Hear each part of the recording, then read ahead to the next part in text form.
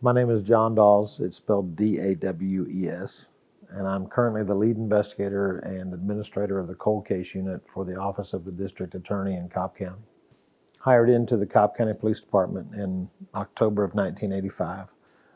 After a couple of years, I was transferred into the motorcycle squad at the same precinct. So I rode a motorcycle around, a big Harley, for 8 months, and it ended when I was hit head on and had a very serious crash that nearly cost me my life.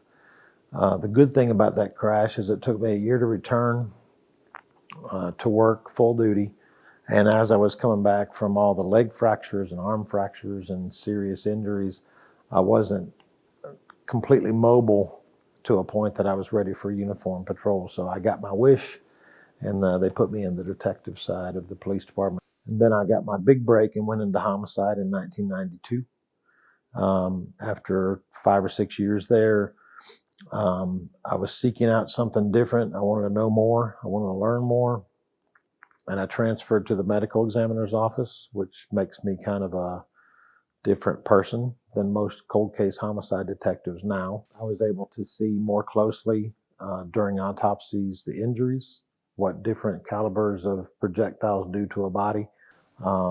After 6 years there in the medical examiner's office, I returned to the police department and did my last 10 years there in homicide, and worked a lot of cases, had a lot of fun.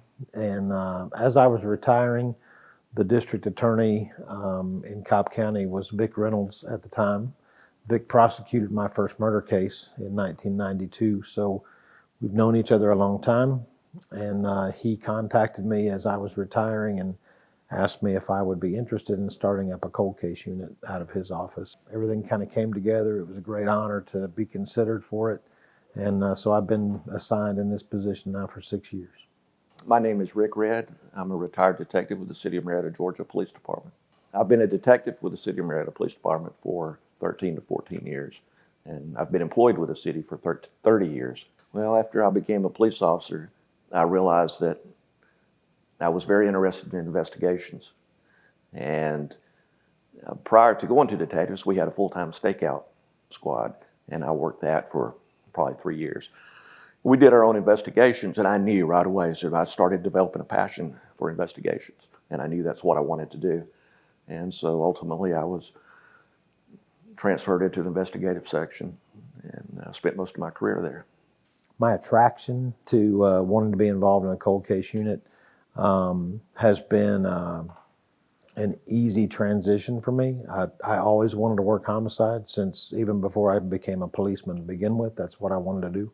When you take on a murder case as the lead investigator, it becomes you. It becomes a part of your life. So about 300 cases had become what I am. That it was what I ate, what I slept, what I drank, and I became a part of that victim's life in order to try to figure out the answers. So it was a natural fit for me, and a great honor to be selected. So it was a perfect fit. Generally, a criminal investigation is considered cold after all leads that have been developed have been exhumed or been extinguished without any real movement in the case.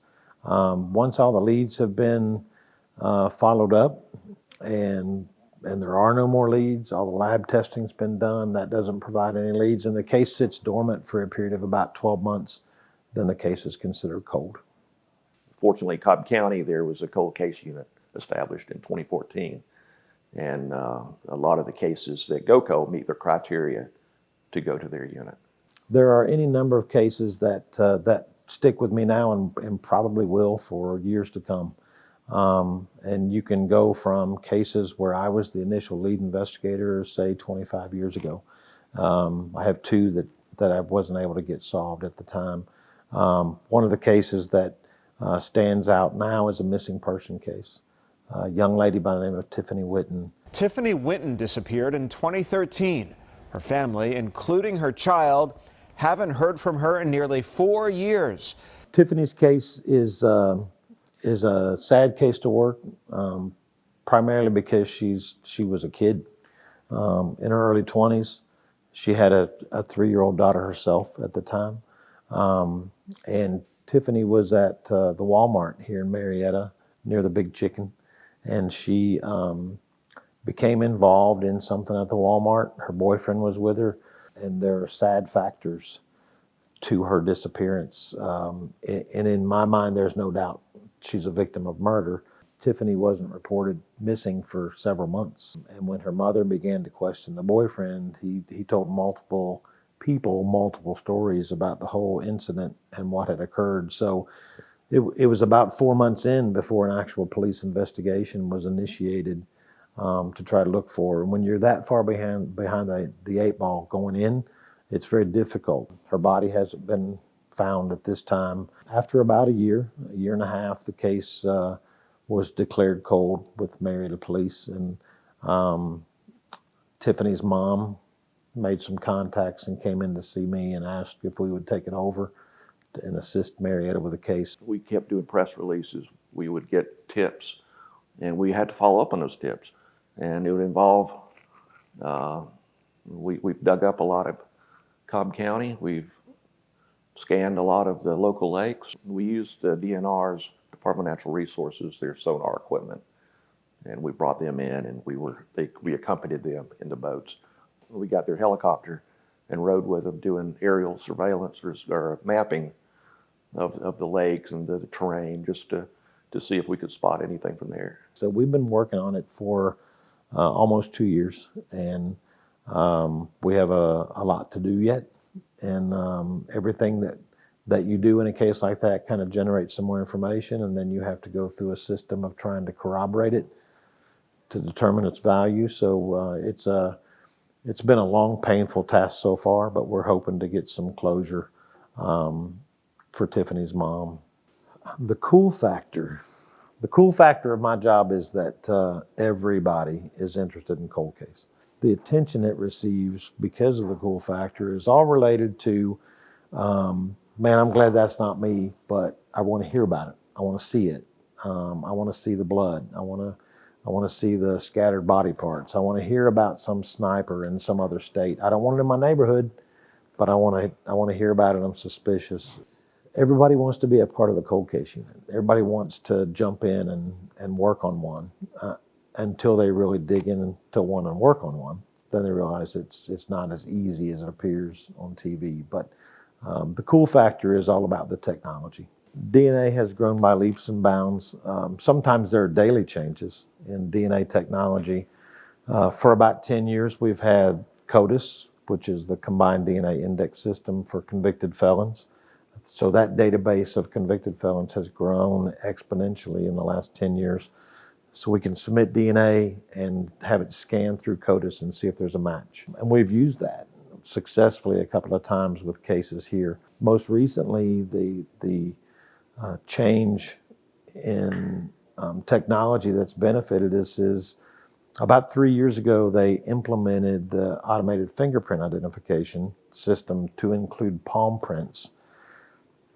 3 years in, we submitted a palm print on a case from 1991. That was in August of this year. After it was processed, it's a palm print on sheetrock directly above a dead woman who was stabbed to death. And we got a hit on the palm. And so we made an arrest in that case. And if APHIS wasn't expanding, if DNA wasn't expanding, if CODIS wasn't expanding, then it would continue to challenge us and give us some difficulty.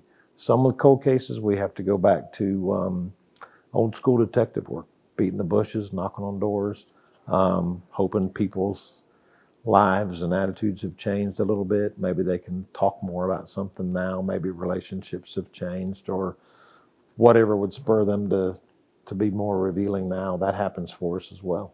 In my office, I currently have 94 unsolved homicide cases, and we have several other cases that we're looking at as well. As a cold case unit, we've been really, really successful. We've taken on a large number of cases.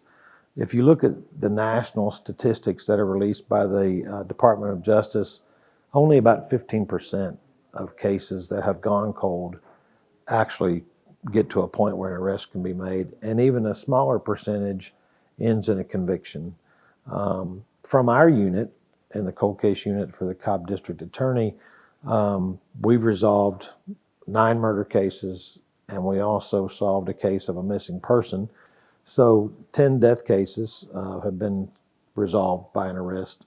But the most remarkable thing about our success, I think, is that we stand at a 100% conviction rate on the cases we've solved. And that is more than remarkable. That's great success.